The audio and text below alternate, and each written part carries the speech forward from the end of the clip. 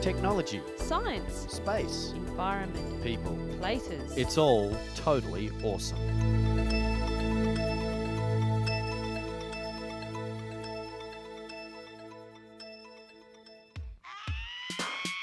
Welcome once again to Totally Awesome. Today we're devoting the whole show to animals. The weird and wonderful, large and small, cute and cuddly, and of course, endangered animals from around the world. So sit back and enjoy the amazing stories that could help save some of these precious creatures today on Totally Awesome.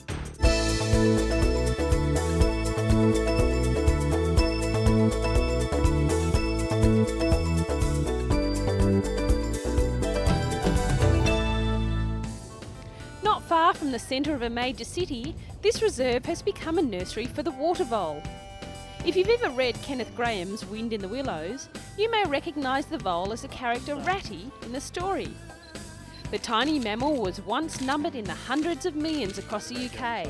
Now their numbers have been reduced to less than 1 million. Well, in a last-ditched attempt to save the water vole, more than 200 are being released onto a suburban wetland reserve, where it's hoped they'll go forth and multiply. A team of conservationists have come together and with the help of £10,000 in funds have embarked on a project to save the vole. They are slowly releasing about 100 of the furry creatures onto the wetland in the largest reintroduction scheme ever attempted with the species.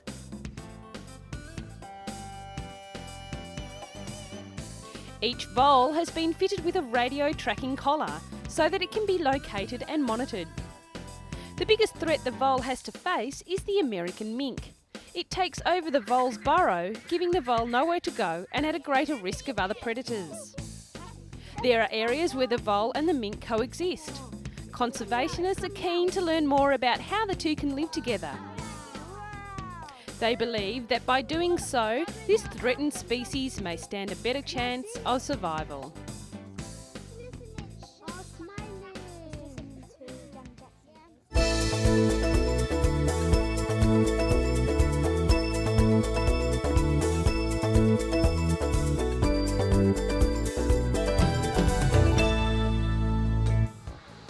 We promised cute. Take a look at this little girl. Tana, an African elephant, was born at the Berlin Zoo in May and has been attracting a huge audience ever since. Zookeepers were initially concerned that the calf's mother, 20-year-old Pori, might reject her firstborn. But according to zoo officials, the mother has become accustomed to the new situation and is doing a fine job in raising little Tana. Elephants are very sociable animals. It's hard to believe that this cute little one will be that big and heavy one day. Unfortunately, the African elephant is on the endangered species list, mainly due to the ivory trade. Ivory comes from the elephant's tusks and has been made into jewellery, fishing hooks and knife handles, among other things. The government has banned the trading of ivory. However, there is always someone willing to buy products and poachers go to work to supply goods. While little Tana is safe here with her mother, under the watchful eye of zookeepers, it's the plight of her species that should be catching the crowd's attention. Hopefully, the awareness she is bringing will be enough to change people's attitudes. It must have been a busy day for the storks, because on the same day Tana was born, so was Alban, a male dwarf hippopotamus. After being pregnant for 173 days, his 13-year-old mother, Aeanis, gave birth to the 2-kilogram baby. Alban has since gained about half a kilogram each day. Dwarf hippopotami, whose natural home is the forests of West Africa, are also a rare and endangered species due to the destruction of its habitat. Fortunately, there are a number of natural parks on the Ivory Coast and Guinea where the hippo enjoys protection. The dwarf or pygmy hippo has some unique features, like the fact that it can close its nose and ears underwater. He is a water dweller and in the sun loses water through the skin very quickly, about 5 times as fast as humans. The little hippos are very shy animals, preferring to live alone. By the time he is 5 months old, he will weigh 10 times as much as he did when he was born. That sure makes him a bouncing baby boy.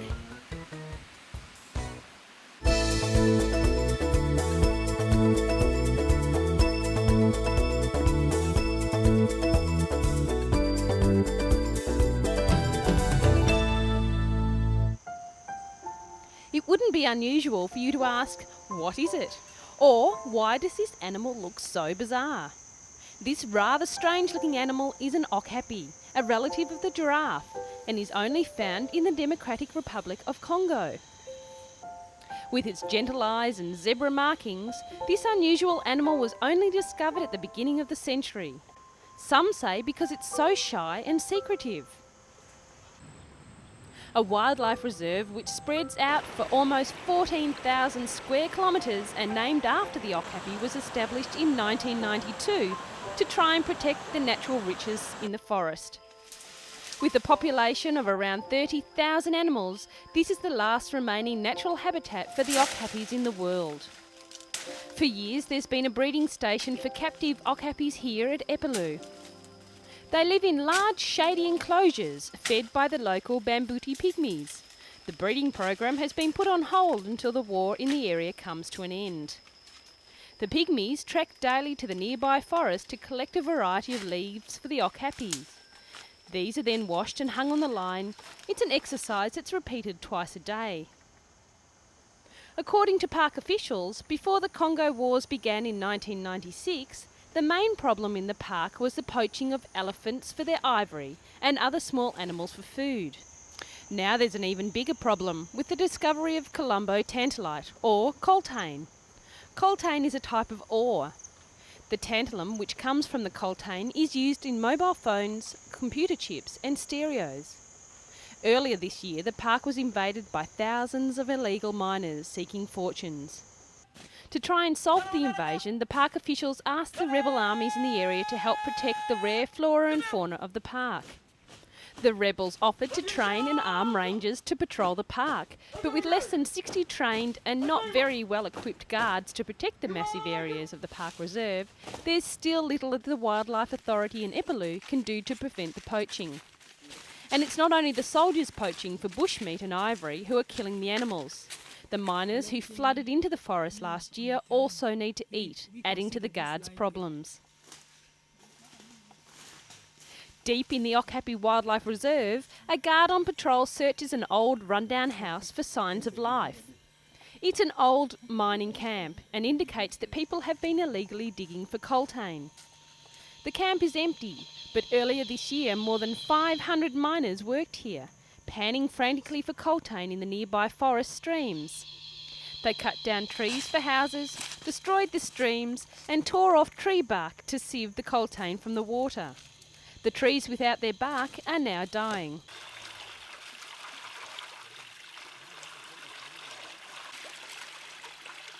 Further on, a patrol finds a group of miners quietly at work. These are local farmers hoping for quick riches. Caught by the guards, their equipment is confiscated and they're led off to jail at the Wildlife Reserve headquarters. According to the rangers, the patrols are helping to curb the destruction of the huge forest.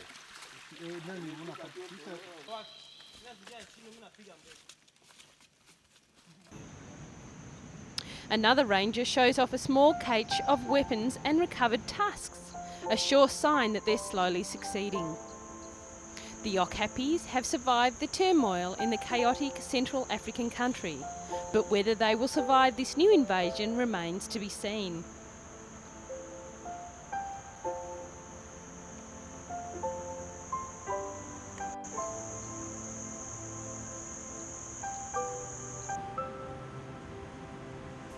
From the air, the forest appears to extend largely untouched as far as the eye can see, but closer to the ground, humans are using the forest for wealth, while destroying the environment for the animals.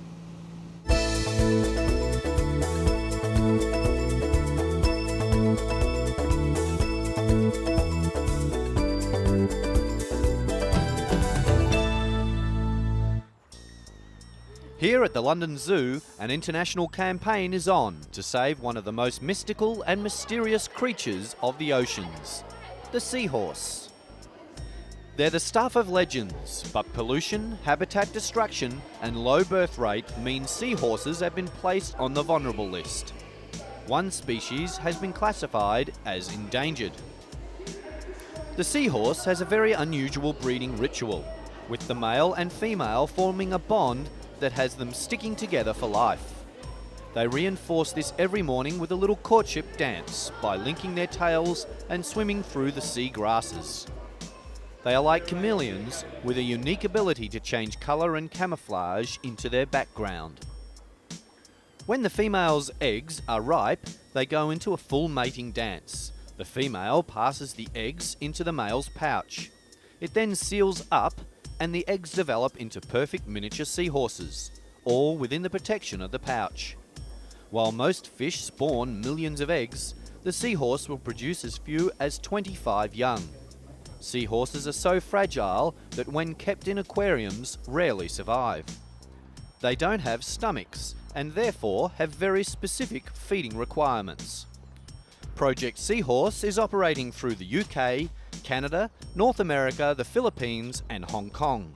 Biologists will work in local communities re-educating fishermen and other groups in the value of conserving and encouraging dwindling seahorse populations. Other than humans, the only enemy this unique creature has is the crab. Let's make sure we change that so it has a chance to survive.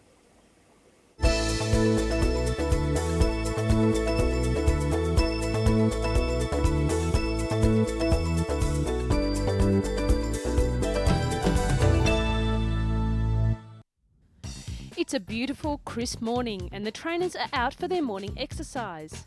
It's an image that most people around the world can recognise. These stables are very famous in the racing world as the home of the Sceptre, who in 1902 won 4 of the domestic British classics. Now the ancient countryside, close to Stonehenge, looks set to take racehorse training into the 21st century, with technology developed by the new stables manager, Dr. Jeremy Naylor. He is one of the brains in equine performance, and in just a few months his results have attracted owners from around the country. Dr. Naylor's first training success came with Daphne's Doll, who won a major race just a few months after he set up in business. His new approach combines his skill as a former vet and sports physiologist, using training techniques that are commonly used on human athletes. Special electrodes attached to the horses allow riders to monitor and record the horse's heart rate during training sessions. Analysis of the heart rate response and blood samples taken immediately afterwards is downloaded onto a computer, allowing the doctor to assess how the horse's heart and muscles are performing and modify the training sessions accordingly.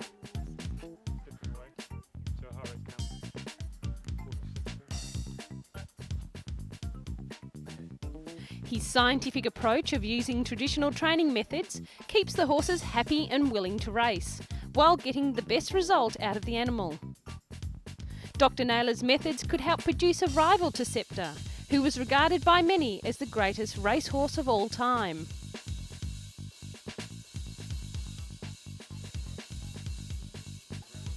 The stables have become a scientific testing environment, and so far the results have been so positive that the next champion could only be a gallop away.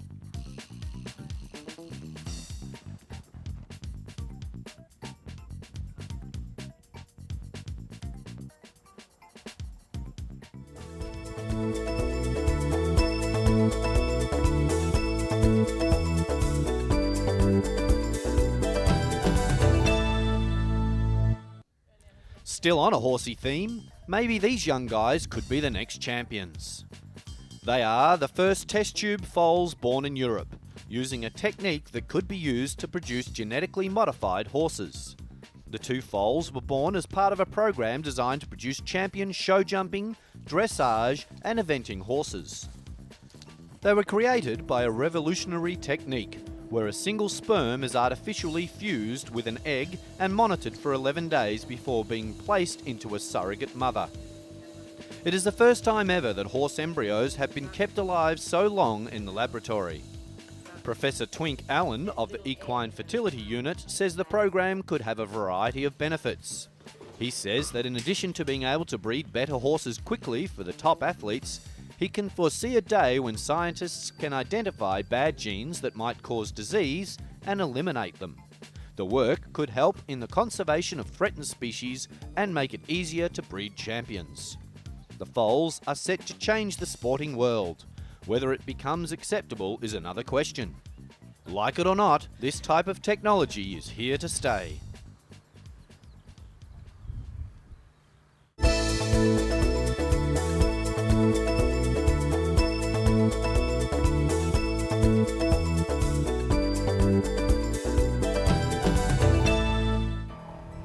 On a sunny morning off a coastal village in Vietnam, fishermen start a new day feeding lobsters in their pens. In 1992, the industry was small, with around 10 cages.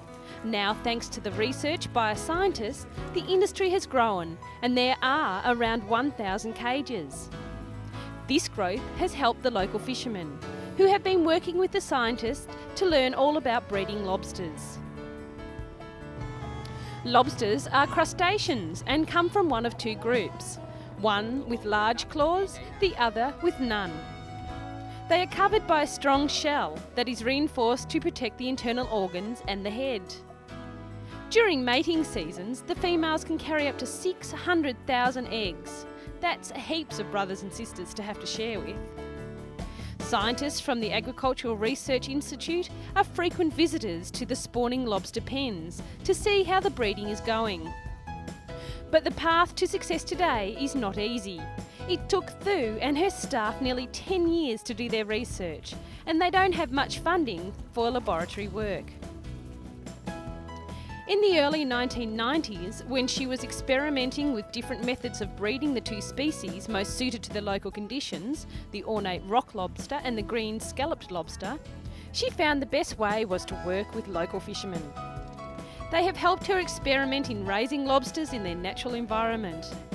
Since the first trials, many local families have started breeding lobsters, and they've learnt a lot about Thu's finding on stocking and feeding. Thu has learned from them too. Vietnam exports lobsters to China, Japan, Hong Kong and Thailand. Economically, raising lobsters has made a great contribution to creating jobs and stabilising the lives of the fishermen, Thu said. Scientifically, we need to study more in order to make this business sustainable. For example, we need to actively breed pre-juvenile lobsters and their food, she added. For the local fishermen, breeding is much safer than the traditional method of deep-sea diving for lobsters. They have built thousands of pens, which are placed about 4 metres deep. The fishermen purchase tiny juvenile lobsters that are dredged from the ocean and feed them twice daily with small fish. However, Thu and the fishermen are discovering environmental issues that need to be addressed. The uneaten food, which rots and emits poison, threatens the lobster stock. Fishermen are therefore advised to dive to the bottom of their pens to scrape up the uneaten food and to bury it on land.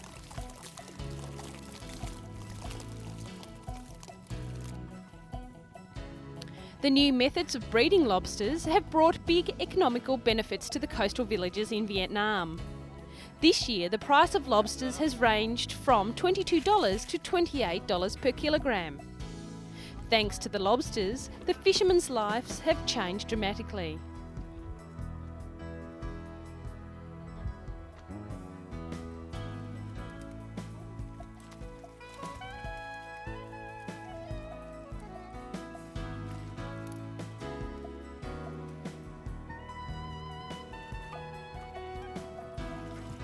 The lobster is a popular and expensive dish in a restaurant.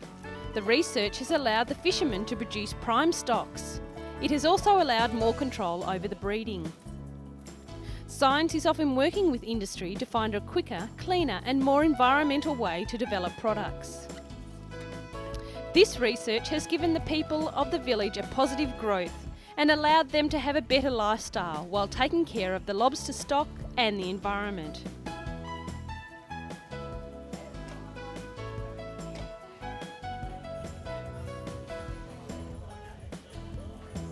This is science lending a huge helping hand to this little fishing town.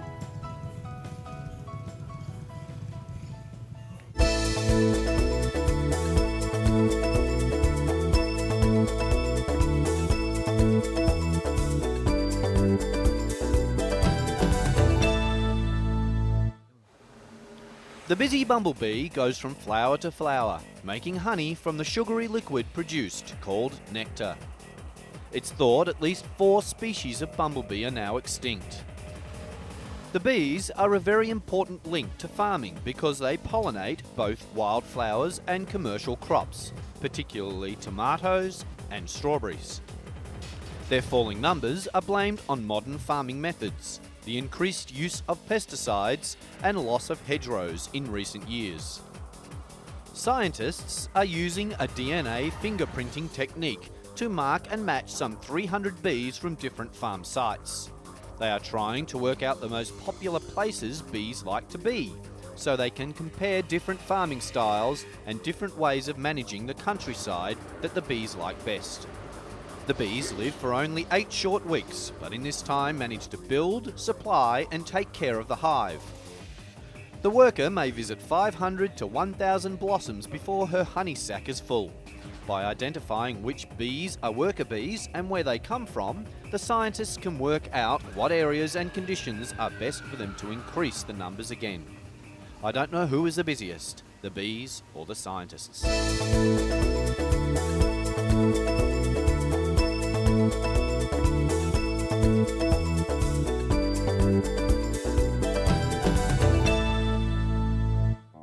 And now for an unusual story to finish up with. Here at the Samat Prakan Crocodile Farm, 30 kilometres southeast of Bangkok, rare baby crocodile Siamese twins were born joined at the hips. The tiny pair have been attracting attention from far and wide. But the park's executive director doesn't know how to take care of the rare twins and has launched an internet appeal for advice. More than 200 baby crocodiles have hatched at the farm every day, but it's the first time the carers have had to deal with co-joined or Siamese twins. The reptiles seem to be in good health and each has its own separate internal organs. The major problem is they share the same anal cavity. The vets say it's too soon to operate to separate the tiny pair. Female crocodiles lay between 4 to 21 eggs in a nest. Usually 60% of the eggs are lost due to predators or flooding. The baby crocodiles are born with an egg tooth, which they use to cut themselves out of their egg. When the mother crocodile hears her babies, she digs them out of their covered nest and carries them down to the water in her mouth. Not something I'd like to experience. Siamese babies are formed when the twin embryos fail to separate after the 13th day of fertilisation. The name comes from famous twins Eng and Chang, who were born in Siam, now Thailand.